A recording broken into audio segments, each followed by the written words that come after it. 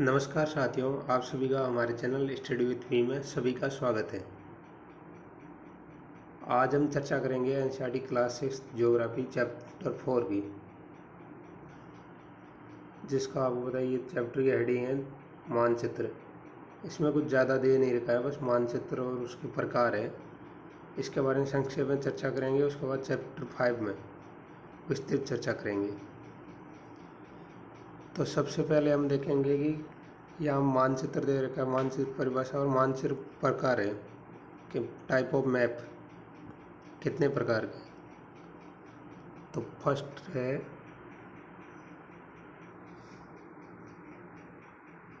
भौतिक मानचित्र। तो इसमें भौतिक मानचित्र में क्या है कि पृथ्वी की प्राकृतिक आकृतियाँ हैं जो ऑलरेडी नेचुरल है। एग्जाम्पल पर्वतों, पठारों, मैदानों, नदियों, महासागरों आदि को दर्शाने वाले मानचित्र होते हैं,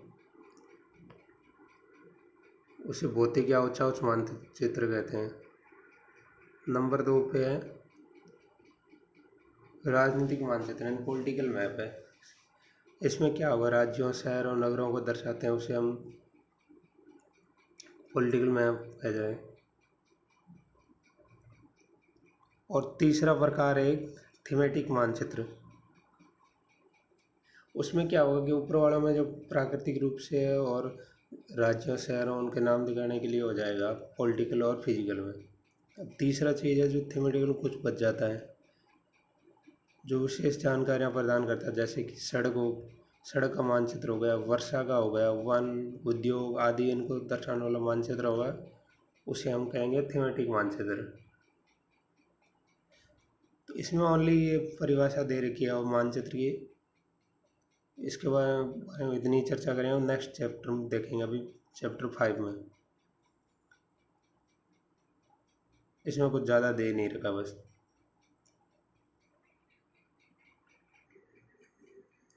अब हम चर्चा करेंगे चैप्टर 5 की, जो इसकी हेडिंग है पृथ्वी के प्रमुख परिमंडल। तो सबसे पहले कि पृथ्वी की सतह ऐसी है जिसमें पर्यावरण के महत्वपूर्ण 3 घटक आपस में मिलते हैं,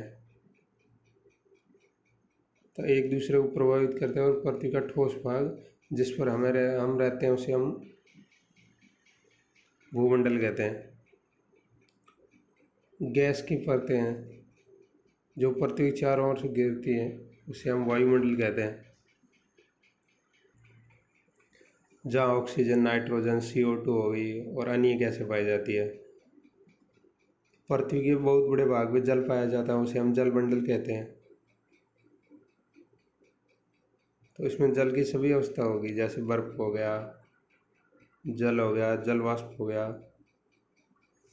जीवमंडल एक सीमित क्षेत्र है जहाँ स्थल, जल और वायु एक साथ मिलते हैं और जहाँ सभी प्रकार का जीवन पाया जाता है।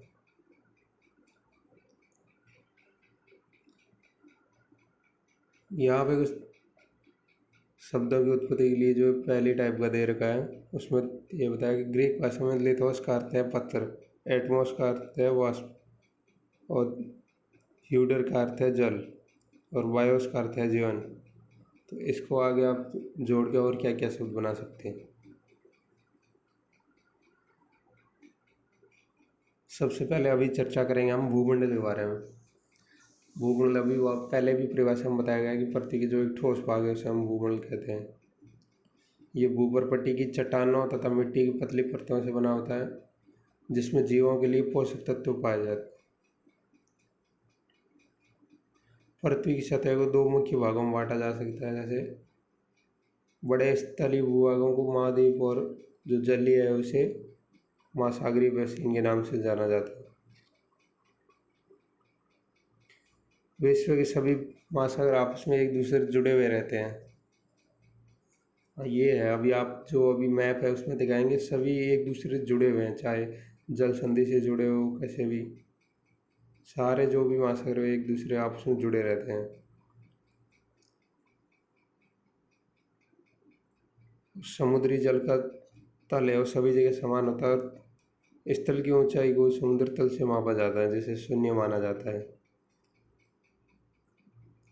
इसका मतलब ये है कि कहीं पे भी आप जैसे जो रेलवे स्टेशन हो वहाँ पे लेकर रहते हैं समुद्र तल से इतनी ऊंचाई है, क्यों तल समान रहता है इसलिए वहाँ पे जो हाइट मेजर करना वो इजी रहता है।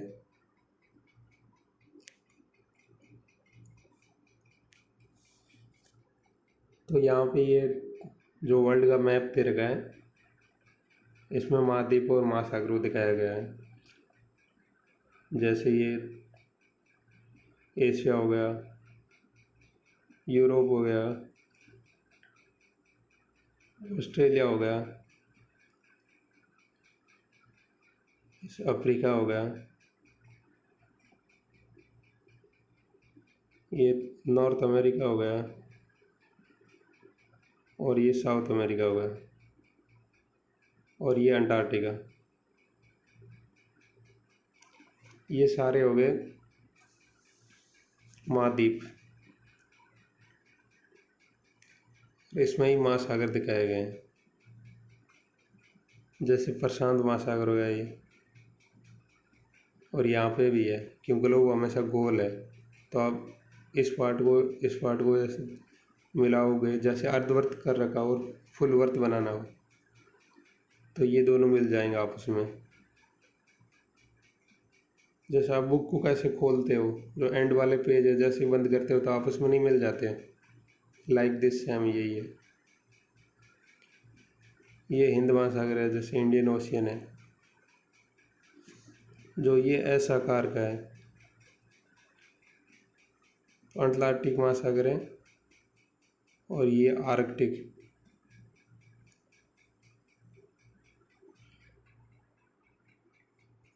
अभी आगे लेते हैं।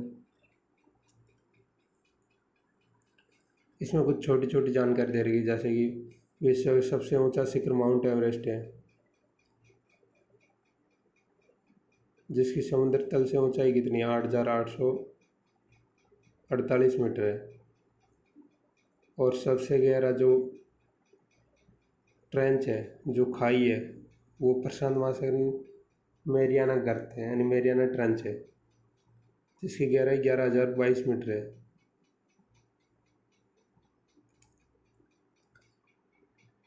क्या आप जानते हैं इस बॉक्स जो कार्टून वाले बॉक्स है इसमें कुछ जानकारी दे रखी है कि सबसे पहले कौन माउंट एवरेस्ट पे चढ़ा है। जैसे इसमें दे रहा है कि न्यूजीलैंड के एडमंड हिलेरी और भारत के तेंजिंग नार्गे शेरपा जो 29 मई 1953 को पृथ्वी सबसे ऊंचे शिखर माउंट एवरेस्ट चढ़ने वाले पहले व्यक्ति थे। और जापान की जुंको ताबेई है जो विश्व की पहली महिला थी, जो 16 मई 1975 को माउंट एवरेस्ट पे कदम रखा। और बछेंद्री पाल है जो भारत की पहली महिला थी, वो 23 मई 1984 को माउंट एवरेस्ट पे चढ़ी थी।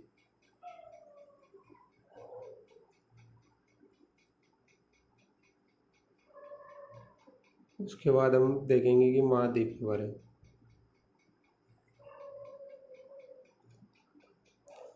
पृथ्वी पर प्रमुख जो 7 महाद्वीप हैं ये विस्तृत जल राशि के द्वारा एक दूसरे से अलग है, जल के द्वारा अलग हो रखे हैं। ये महाद्वीप एशिया, यूरोप, अफ्रीका, उत्तरी अमेरिका, दक्षिण अमेरिका, ऑस्ट्रेलिया और अंटार्कटिका है, जो मानचित्र अभी पिछले वाले मैप में ऑलरेडी दे रखा था। एशिया सबसे बड़ा महाद्वीप है। ये पृथ्वी के क्षेत्रफल लगभग 1/3 में फैला है। 1/3 33% ओनली एशिया है, ऑलमोस्ट।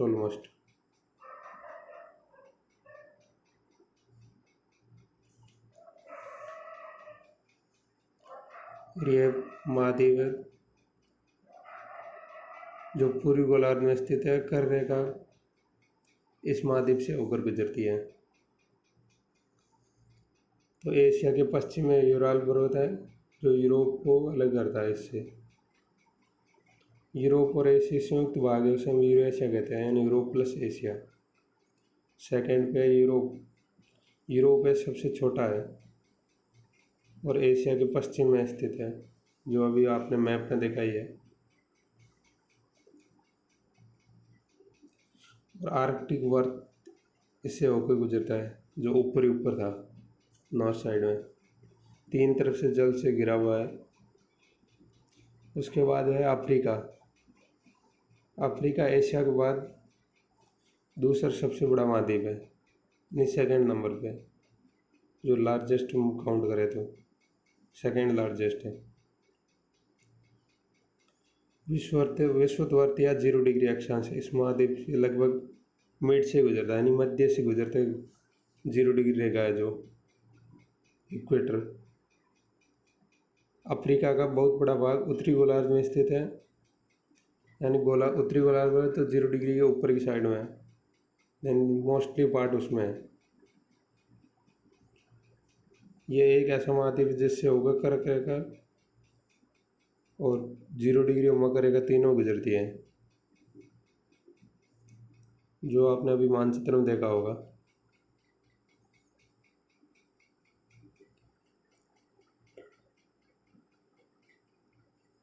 ये वाला,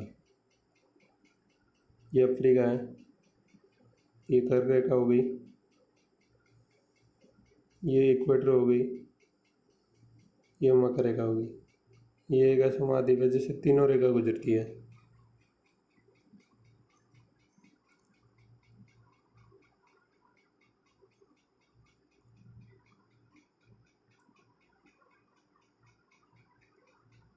और सारा का रेगिस्तान है, विश्व का सबसे बड़ा गर्म रेगिस्तान है, जो कि अफ्रीका में स्थित है।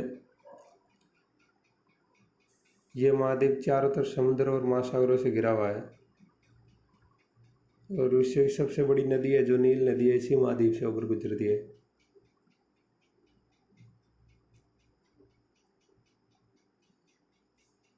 इसमें ये बोला गया कि कर्क रेखा, मकर रेखा, विषुवत रेखा किन किन भागों से होकर गुजरती है, उसके नाम बताइए। तो ये आप मैप से सर्च करके बताओगे। नेक्स्ट वाला है उत्तरी अमेरिका, तीसरा बड़ा महाद्वीप है। फर्स्ट में एशिया हो गया, सेकंड अफ्रीका, तीन जो थर्ड नंबर पे है नॉर्थ अमेरिका। ये दक्षिण अमेरिका से एक संक्रिक स्थल से जुड़ा हुआ है, जिसे पनामा जल संधि कहते हैं। और जो मध्य अमेरिकाई देश है, जो 7 देश है अलग से, उनसे और पनामा जल संधि से जुड़ा हुआ है।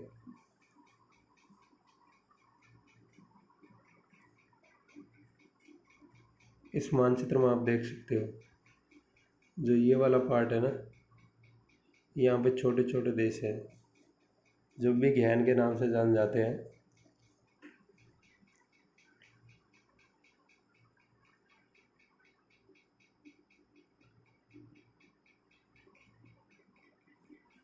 छः देश ये हो गए और लास्ट में पनामा आ जाएगा।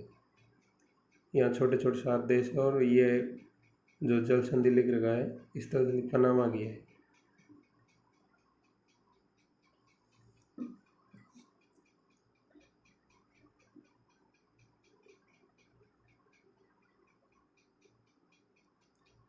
ये महाद्वीप पूरी तरह से उत्तरी और पश्चिम गोलार्ध में स्थित है। उत्तरी और पश्चिम गोलार्ध आप समझ गए होंगे। उत्तरी तो मतलब है कि जो 0 डिग्री सारा ऊपर है। पश्चिम यानी जो आपको पिछले चैप्टर में देशांतर बताया था, जो इंग्लैंड से था 0 डिग्री, उसके पश्चिम में स्थित है। यानी जितने डिग्री ये पश्चिम होगा उतना टाइम इसका पीछे होगा, क्योंकि माइनस में काउंट होगा। अपना इंडिया था वो पूर्व में था, तो प्लस में काउंट होता था, ये ध्यान रखें।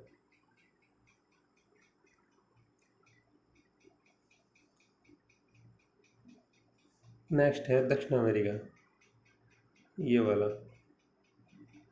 इसका मैक्सिमम भाग है वो दक्षिण गोलार्ध में, यानी ज़्यादातर है जो।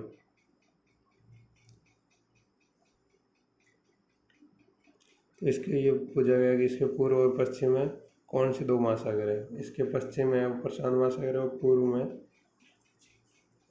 वो है अटलांटिक। और इसमें क्या है, ये छोटी छोटी जानकारी दे रही कि जो सबसे बड़ी पर्वत श्रृंखला है एंडीज है, वो इसी में है, लगभग 7,000 किलोमीटर। ये याद रखना। तो इसके यहाँ से लगभग स्टार्ट होती है और वेनेजुला तक जाती है।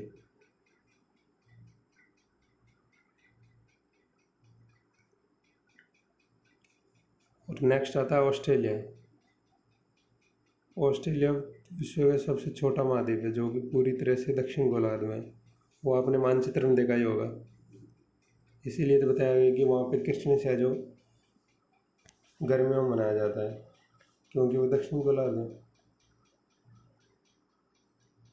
और चारों तरफ से समुद्र से घिरा हुआ है कि छोटा है। और द्वीपीय महाद्वीप भी कहते हैं इसे, ये इसका एक और नाम है। अंटार्कटिका एक बहुत बड़ा महाद्वीप है जो कि दक्षिण गोलार्ध में स्थित है। दक्षिण ध्रुव इस महाद्वीप के मध्य में स्थित है, चूंकि ये दक्षिण ध्रुव क्षेत्र में है। दक्षिण ध्रुव क्षेत्र यानी पहले वाले चैप्टर में हमने बात की थी 66.5 डिग्री, इसलिए हमेशा मोटी बर्फ की परतों से ढका रहता है। किसी प्रकार का स्थायी मानव निवास नहीं है। बहुत से जो रिसर्च सेंटर है, शोध केंद्र है, भारत के भी है यहाँ दो, जैसे मैत्री और गंगोत्री हो गया।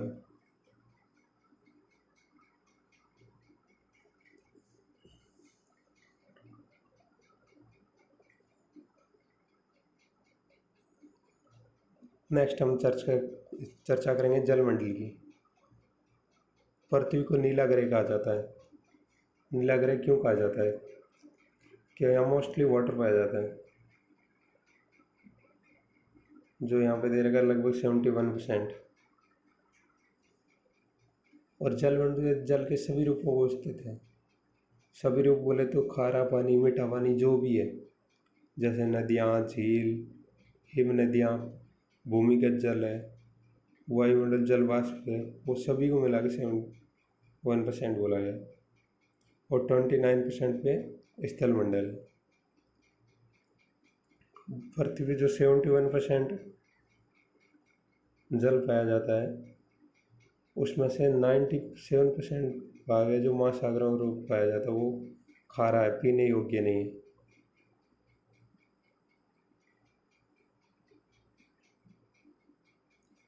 यहाँ पे आकार के हिसाब से महाद्वीप बताया गया है, तो आप इसे देख लीजिए। जो 71% में से 97% यानी 71 का 97% है, वो खारा है और पीने योग्य नहीं है। शेष जल का बहुत बड़ा भाग है जो बर्फों और हिम नदियों के रूप में पाया जाता है और भूमिगत जल के रूप में पाया जाता है। बहुत ही कम भाग है जो अलवण है, मतलब जो पीने योग्य है, खारा नहीं है, जो इस्तेमाल में हम लेते हैं। इसीलिए बोला गया पृथ्वी को नीला ग्रह बोलने के बावजूद भी यहाँ पानी की कमी महसूस करते हैं, क्यों पानी है बट हम पी नहीं सकते।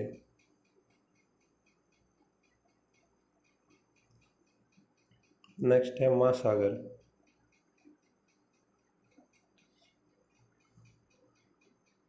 महासागर है जो जलमंडल का मुख्य भाग है। ये आपस में एक दूसरे से जुड़े रहते हैं, यानी कोई भी जल संदेश हो, सारे आपस में एक दूसरे से जुड़े हुए हैं। और इनका जल है जो हमेशा गतिशील रहता है, जैसे तरंगे आती रहती है, ज्वार भाटा हो गया, महासागरीय धारा हो गई। ये है जो तरंगे, ज्वार भाटा और महासागरीय धारा, इनकी 3 प्रमुख गतियाँ हैं।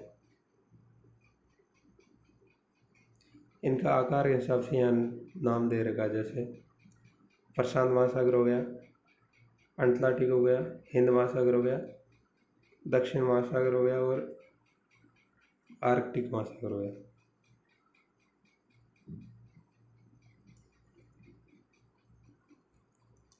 प्रशांत महासागर है सबसे बड़ा महासागर है, लगभग 1/3 भाग पे फैला है, 1/3 पे।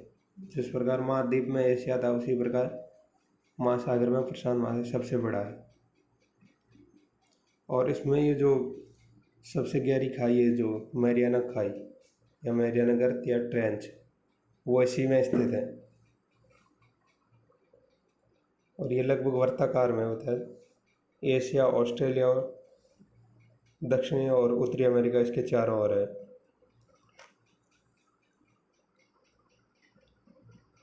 अटलांटिक महासागर है विश्व का दूसरा सबसे बड़ा महासागर है।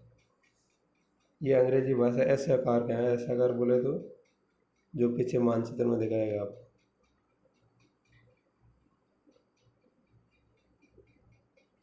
ये वाला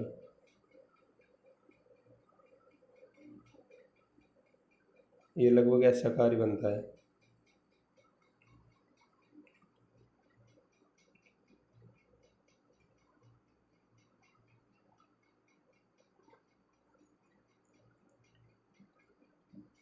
इसके पश्चिम किनारे पे तो उत्तरी और दक्षिण अमेरिका है जो मैप में आपने देखा ही है, और पूर्वी किनारे पे यूरोप और अफ्रीका है। अटलांटिक महासागर के तटरेखा बहुत अधिक दंतुरित है। ये अनियमित और दंतुरित तटरेखा प्राकृतिक जो पोताश्रय है और पतनों के लिए आदर्श है, यानी हार्बर है उनके लिए बहुत आदर्श स्थिति है। इसमें व्यापार की दृष्टि से सबसे व्यस्त है, सबसे ज़्यादा मतलब बोले व्यापार होता है। हिंद महासागर एक ऐसा महासागर जिसका नाम किसी देश के नाम पे रखा गया, यानी भारत के नाम पे। ये महासागर लगभग त्रिभुजाकार में, इसके उत्तर में एशिया है जो आपने अभी मैप में देखा है, पश्चिम में अफ्रीका और पूर्व में ऑस्ट्रेलिया है।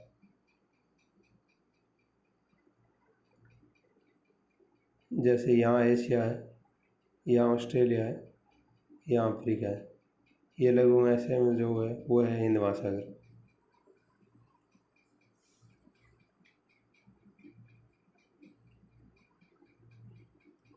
इसके बाद है दक्षिण महासागर। ये अंटार्कटिक महाद्वीप को चारों ओर से घेरता है और ये अंटार्कटिक महाद्वीप से उत्तर की ओर 60 डिग्री दक्षिण अक्षांश तक फैला हुआ है।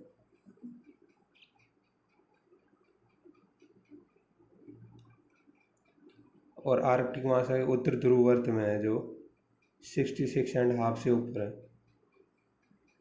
तथा उत्तर ध्रुव के चारों ओर फैला है। ये प्रशांत महासागर के छिछले जल वाले एक संग्रह भाग से जुड़ा हुआ है जिसे बेरिंग जल संधि के नाम जाना जाता है।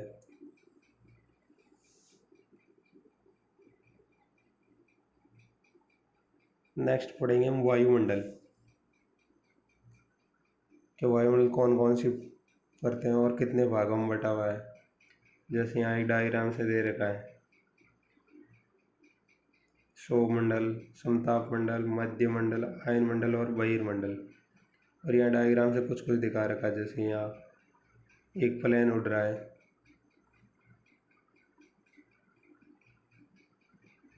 यहाँ जैसे बारिश हो रही है, यहाँ कुछ रॉकेट का है। इसकी मतलब इसके लिए इन सब के लिए जो डायग्राम है वो उस मंडल वो आदर्श स्थिति है।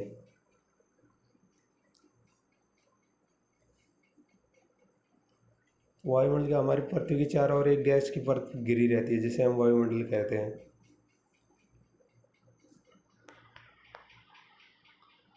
वायु की ये पतली परत इस ग्रह का एक महत्वपूर्ण अटूट भाग है।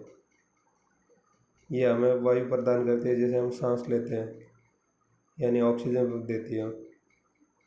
और सूर्य की हानिकारक किरण पराबैंगनी किरणें होती हैं उनसे बचाती है जो ओजोन परत है। ये लगभग 1600 किलोमीटर तक फैला हुआ है। तो उसमें ये बताया गया है कि उसके घटकों के आधार पर जैसे तापमान और अन्य आधार 5 भागों में बांटा जाता है। और स्टार्ट इसको सतह से करते हैं, जैसे सौरमंडल, समताप मंडल, मध्य मंडल, आयन मंडल और बहिर्मंडल।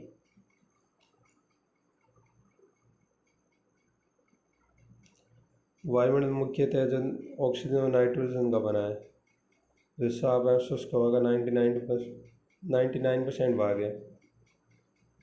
आयतन के अनुसार है जो 78% है वो है नाइट्रोजन और ऑक्सीजन और 21% है।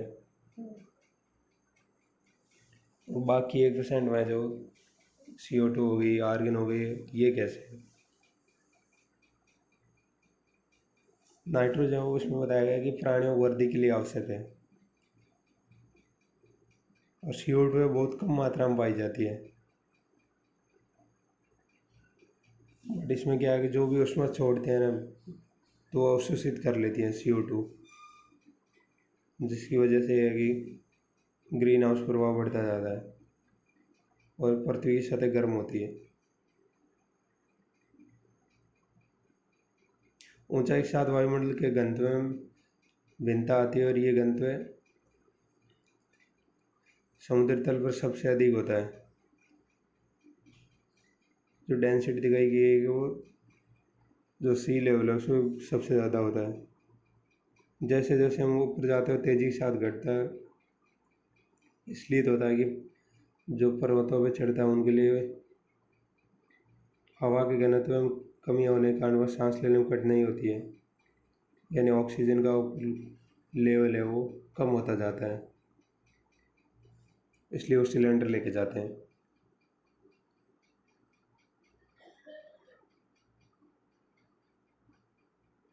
और ऊपर की ओर जैसे हैं तो तापमान भी घटता है और पृथ्वी की सतह पर दबाव डालता है। एक स्थान से दूसरे स्थान पर अलग अलग होता है ये,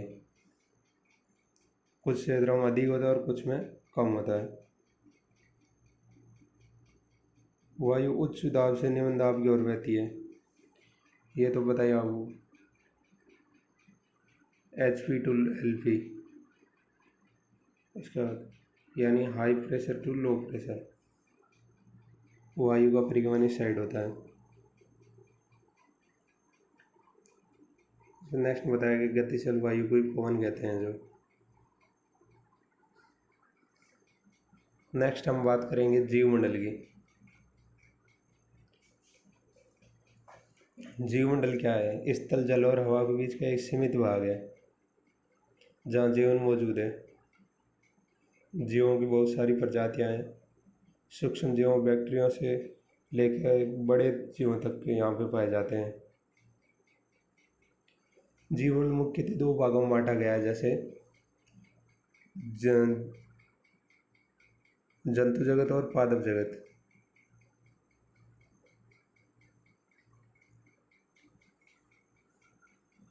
और पृथ्वी के ये तीनों परिमंडल आपस में पारस्परिक क्रिया करते हैं और एक दूसरे किसी न किसी रूप में प्रभावित करते हैं। यहाँ पे कुछ एग्जाम्पल दिया गया है, हम नेक्स्ट पे चर्चा करेंगे।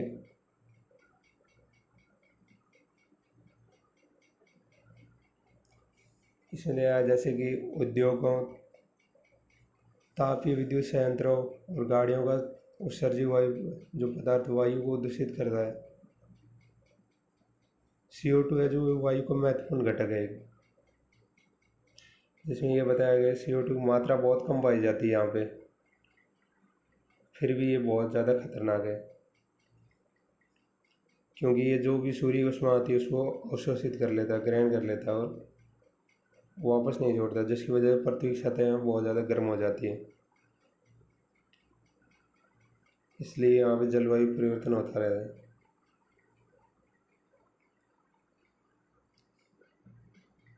उसके बाद में ये क्वेश्चन आंसर आगे ये दोस्तों आप देखना। आज हम इतना ही पढ़ेंगे। Thank you so much. अच्छा लगा हो तो कमेंट बॉक्स में ज़रूर बताना।